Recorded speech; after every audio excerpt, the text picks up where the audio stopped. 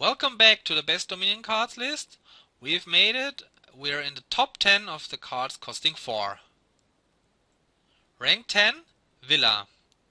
Villa is the best Empires card in this list and the second best village in this list. The top 10 consists of all the cards with more than 80%. It was voted first 3 times. Yeah, Villa is really an amazing village. Because what makes it so good is that you can get it whenever you need it, so you can load up on terminals.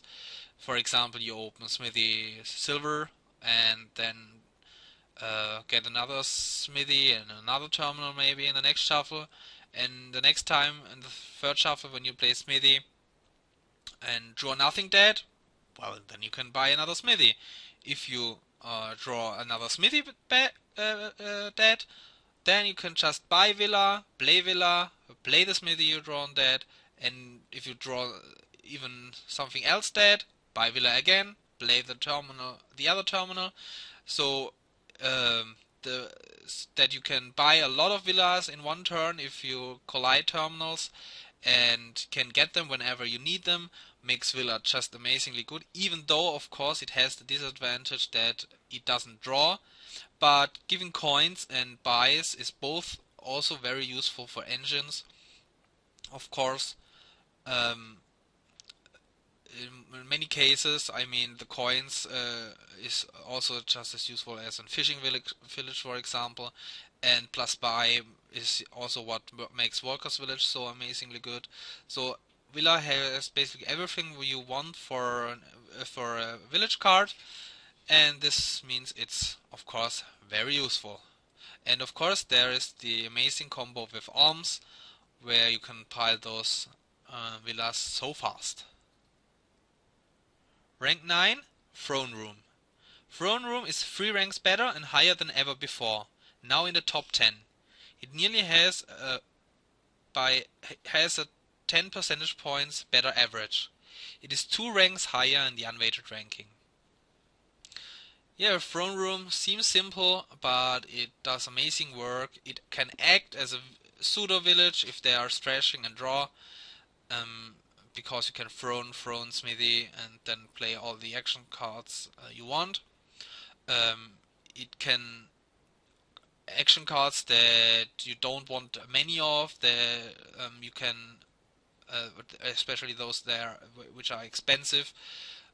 Like for example an expand or something, you can get just one off and kind of just throne the expand instead of getting a second throne room.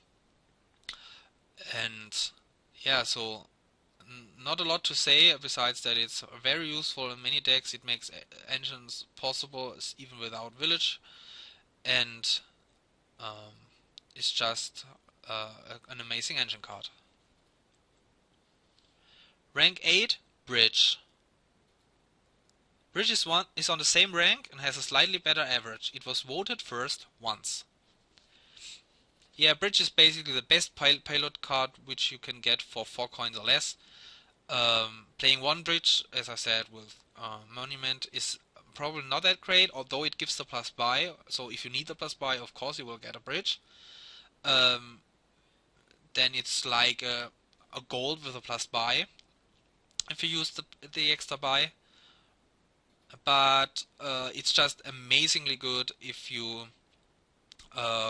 have 2 or more bridges, maybe even 3 or more bridges in play, because then all the action cards are basically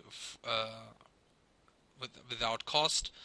And if you get like 5 or more bridges in play, then duchies and even provinces are so cheap that you can pile them. It has King's Court Bridge, Native Village Bridge, Royal Carriage Bridge.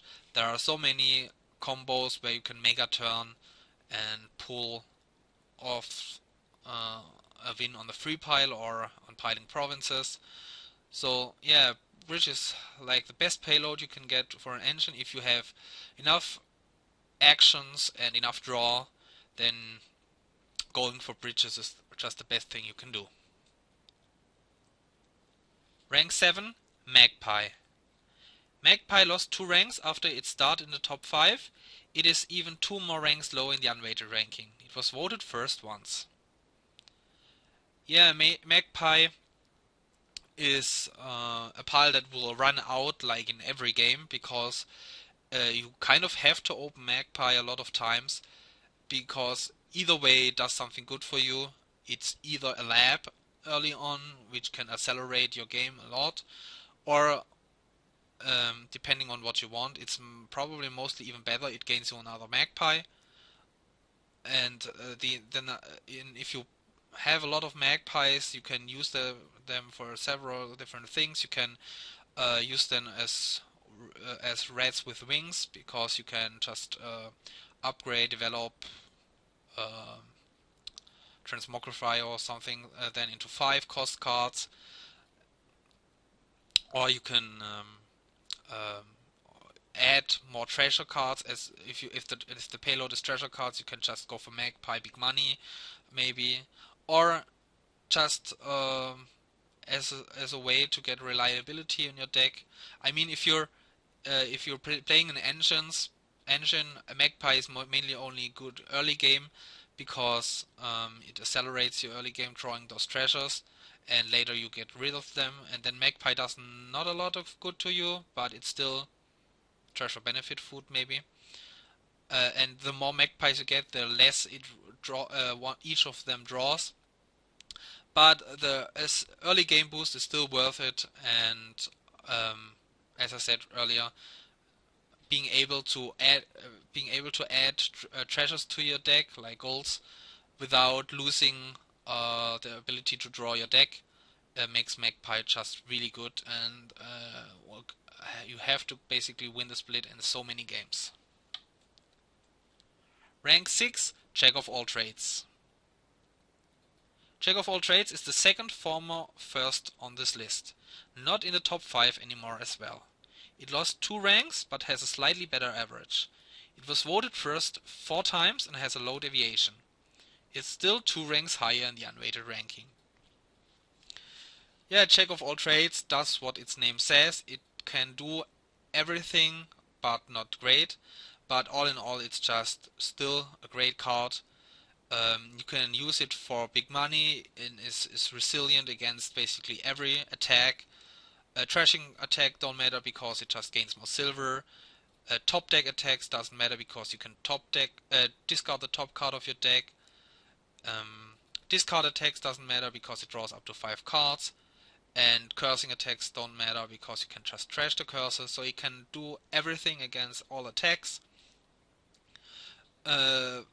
And if there is a non-terminal card that doesn't draw and is cheap, like a fishing village or a squire or a candlestick maker,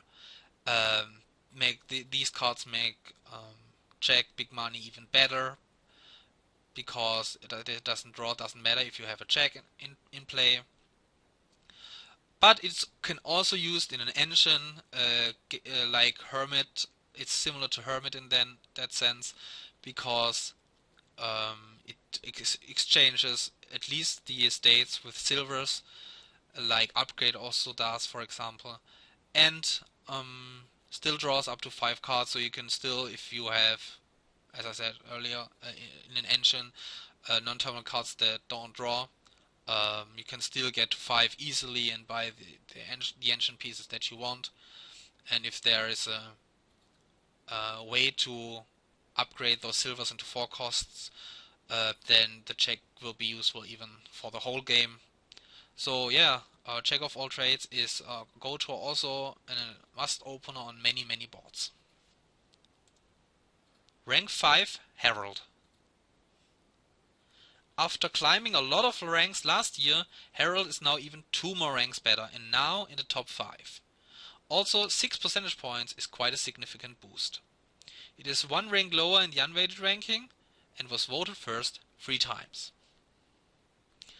Yeah, Herald is another amazing engine card. If you are able to trash down, you should get Heralds even before they are useful because you have to kind of win the Herald split.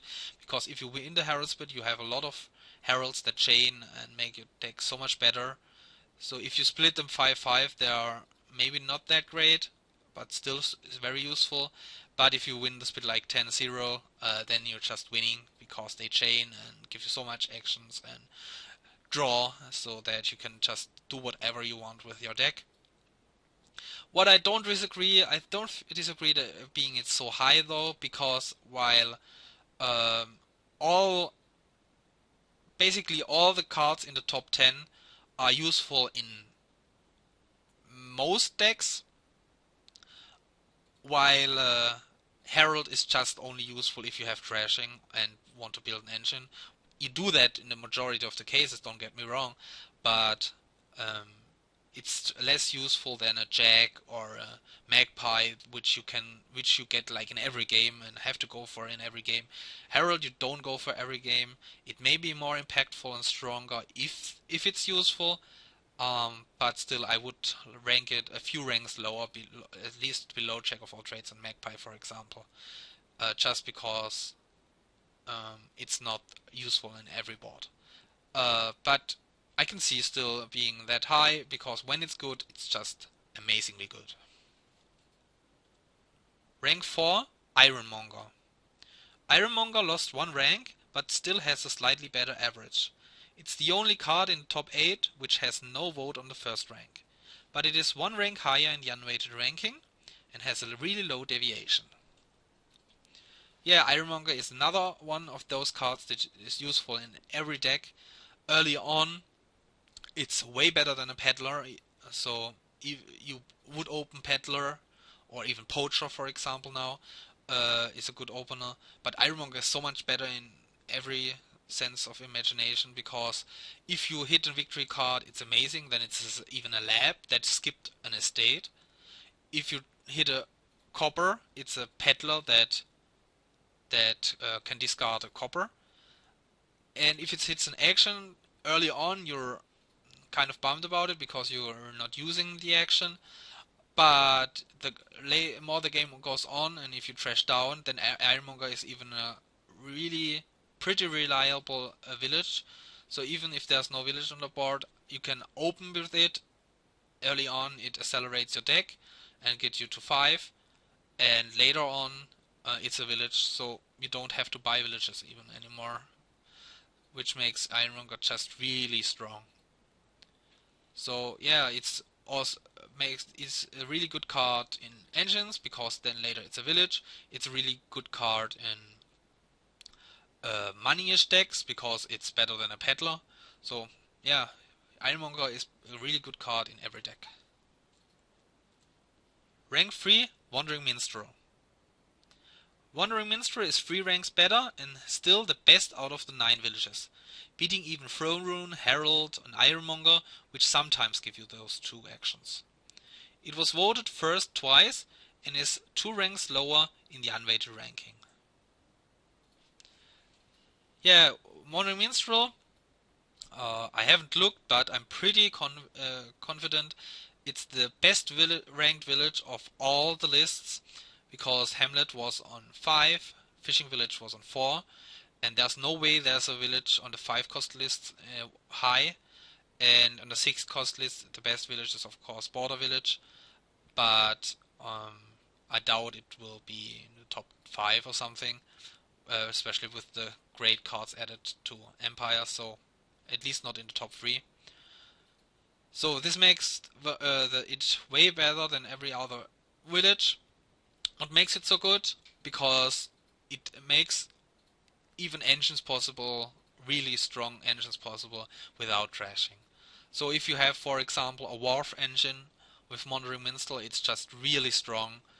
You just can add treasures with your payload as your payload, and add Wharfs as your draw, and just add a few Wandering Minstrels to be able to draw those Wharfs, skipping those treasures, draw those Wharfs, and play those Wharfs, and draw your deck, and have a lot of money, and can easily double province. So in engines it makes engines possible without trashing, but it's just really strong in every case. It finds your action cards, these are the cards you basically want, these are the strong cards that you want to play.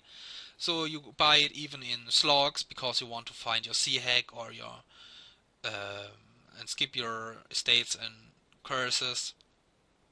You buy it in of course in engines because you want the 2 actions. Even if they're trashing, it helps you early on, and being able to reorder the deck can also prevent duds. So you even buy it as a pseudo warehouse, even if you don't need the plus actions, because it just cycles you and finds the cards that you want. It's only terrible with looters because it draws you ruins that we really don't want. So against Marauder and Cultist, you are maybe the only cases where you want to be careful getting Wandering Minstrel, but in every other deck, at least adding a few Wandering Minstrels makes your deck just so much better. Rank 2, Tournament. Tournament is still on rank 2, but improved in its average. It was voted first 10 times. Yeah, prices are just very strong. You will see the list of the prices next time. But being able to access strong cards for your own makes Tournament just really strong. And even if you don't go for prices, it's still a peddler, at least early game or in the mid game. So you basically have to at least add 1 tournament to your deck just to be able to get to a prize. So if you can trash down or cycle or something, you can be sure to get to a tournament pretty fast, to a prize pretty fast. Also, if there's some way to get a province fast, going for tournament is just really strong. You have to even go for provinces in a colony game because you want those prizes, especially because it's a long game and they will pay off really fast. And tournament just changes the board dramatically whenever it's on. Every board is different with the addition of a tournament. I can't remember many games where you want to ignore tournament at all. Rank 1, Remake.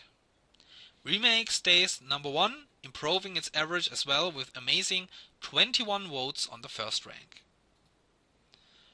Yeah, Remake is just an amazing treasure, because if you compare it to Stuart, it can also trash 2 coppers, but it can also turn your estates into silvers or even free cost engine pieces. So this makes Remake just really better. Stuart is also already an amazing free cost, but Stuart is already an amazing free cost, but Remake makes it even better and just the best card for 4. If you want a treasure, Remake does everything for you. The only exception, of course, if Poor House is on the board, then you have to be careful. I've fallen into that trap many times, so yeah, be careful with Poor House on the board. But otherwise it gets thin very fast. You can even it's also often good to add, if you hit 4, to add a second Remake, because if you don't collide you're happy, you can trash faster, and soon they will collide as you get thin, and then you can just remake the other Remake into a 5 cost card that you want. That is something that you want anyway. And while trashing you will have trouble hitting 5, but then you can take this way around to get to your 5 costs and trashed faster, so it pays off getting even a second Remake. And yeah, so this Remake is just amazing treasure, and of course if there's Reds, Fortress or something also on the board, then it's even way better. You can trash for benefit and even use it with silver gainers, for example, to turn them into 4 costs. There are so many ways to make use of Remake. Sometimes you don't want to trash 2 cards, but you still find a way often to play it. and get the benefit from it, and it's one of the treasures that is still useful until late in the game. So this was the whole 4-cost list. Thanks a lot for watching. What do you think about the placement of the new card Villa and the rest of the list? It's also kind of interesting to see that now that the cursors are not in the top 10 anymore, basically every card in this list is an engine card, maybe with the exception of Jack of all trades. I mean, Jack of all trades exists with an engine, but I wouldn't call it an engine card. But all other 9 cards are engine cards, and it's interesting to see that this top 10 is basically full of engine cards. You can see how the meta has changed over the time. So yeah, what do you think about our number 1? Do you agree that is Remake? I mean, the majority voted it on 1, so you probably agree. But I still like to hear your comments. See you soon for the prizes, and then of course for the maybe most awaited list, the 5-cost list. See you soon. Bye.